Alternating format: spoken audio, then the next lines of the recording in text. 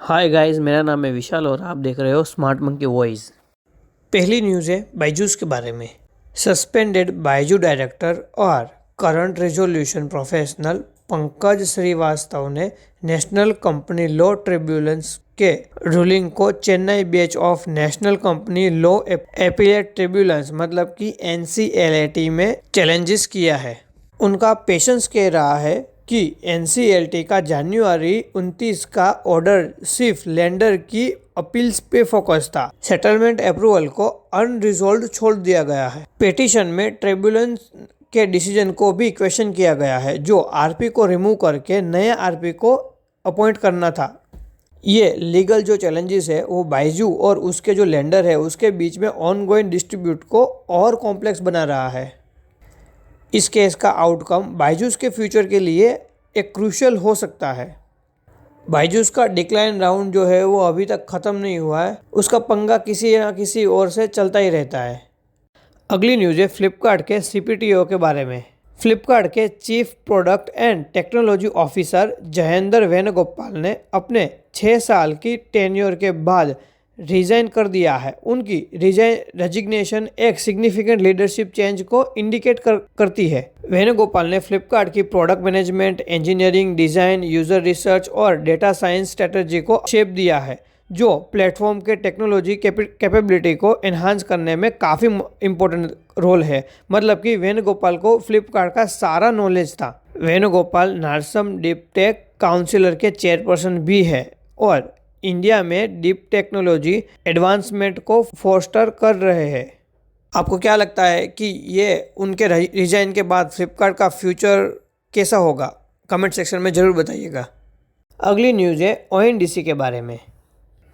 Government backed ONDC ने अपनी proposed network infrastructure और सर्विसेज की जो फीस है वो इम्प्लीमेंट को अप्रैल तक पोस्टपोन कर दिया है। ये डिसीजन नेटवर्क पार्टनरशिप और स्टेक होल्डर के फीडबैक मिलने के बाद लिया गया है। ओएनडीसी ने पहले 1.5 रुपीज़ पर ट्रांजैक्शन फीस इंट्रोड्यूस किया था। मतलब कि 250 से ज़्यादा का ऑर्डर होगा तो 1.5 रुपीज़ लगेगा, लेकिन स्टेक होल्डर के कंसर्न के बाद इसको डिले किया गया है।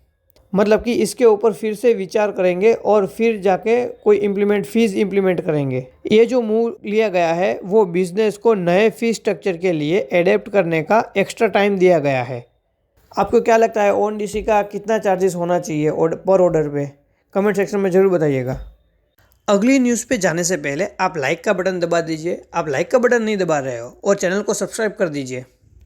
अगली न्यूज़ है नज़ारा टेक्नोलॉजी की। गेमिंग कंपनी नज़ारा टेक्नोलॉजी को 5.68 करोड़ का जीएसटी डिमांड नोटिस मिला है, जो एक्सपोर्ट प्रोसेस को टाइम पर रिसीव ना होने की वजह से ये इशू किया गया है।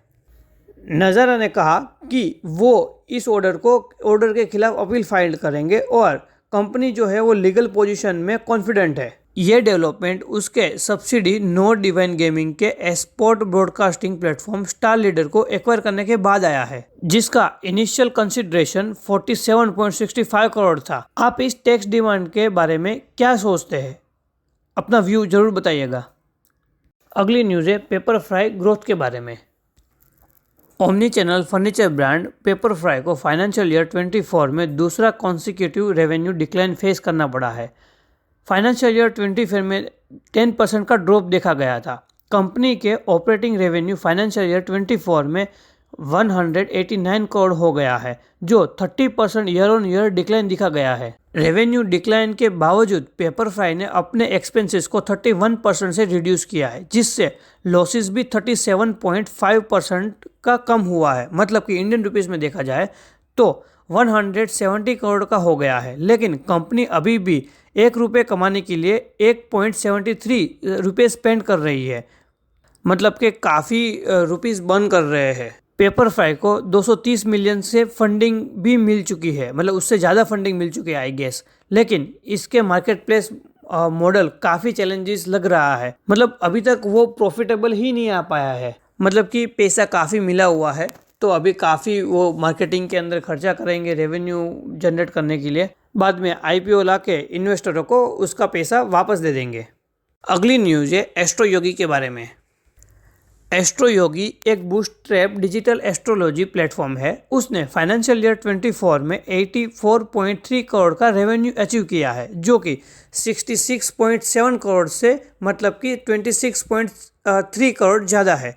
ऑनलाइन कंसल्टेंसी की सर्विस से 98.3% से रेवेन्यू जनरेट किया है और ओवरसीज मार्केट का कंट्रीब्यूट कर रहा है 27.2% का।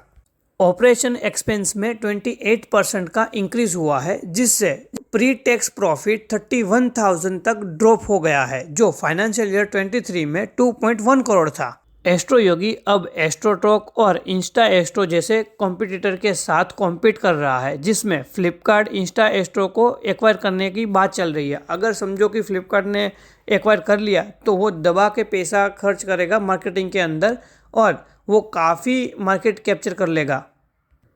क्या एस्ट्रो योगी अपने ग्रोथ को सस्टेनेबल कर पाएगा? अपना व्यू कमेंट सेक्शन में जरूर बताइएगा।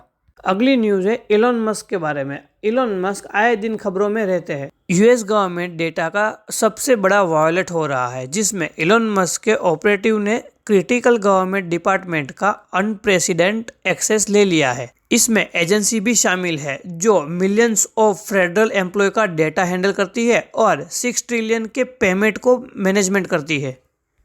एलन मस्क की टीम, जो ट्रंप एरा का डिपार्टमेंट ऑफ गवर्नमेंट एफिशिएंसी के अंडर काम कर रही है, उसने टॉप फेडरल डिपार्टमेंट का कंट्रोल ले लिया है। इससे security clearance, cyber security practices और उनके एक्शन की लीगलिटी को लेकर सीरियस कंसर्न उठ रहा है।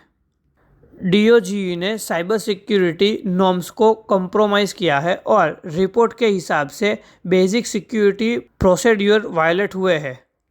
एक विसल ब्लोअर लॉ सूट में ये क्लेम किया गया है कि डीओजी ने अनऑथोराइज्ड ईमेल सर्विस को गवर्नमेंट नेटवर्क से कनेक्ट करने को कहा है, जो फेडरल प्राइवेसी लॉ के अगेंस्ट है। मुझे लगता है कि एलोन मस्क गवर्नमेंट का जो इनसाइड डेटा है वो काफ़ी ले रहे हैं और वो फिर आगे अपने प्रोडक्ट वगैरह में वो यूज़ करेंगे। अभी इलॉन मस्क और डोनाल्ड ट्रंप का फ्रेंडशिप सीजन चल रहा है, तो डोनाल्ड ट्रंप भी कुछ बोलेंगे नहीं और उसको लेने देंगे। आज आप स्टॉक मार्केट का हाल देख सकते हो, कौन रहा ऊपर और कौन रहा नीचे। तो इसी के साथ आज की न्यूज़ ख़त्म करते हैं। जय हिंद, वंदे मातरम। वीडियो अच्छी लगी हो तो लाइक कर देना, शेयर कर देना, सब्सक्राइब कर देना।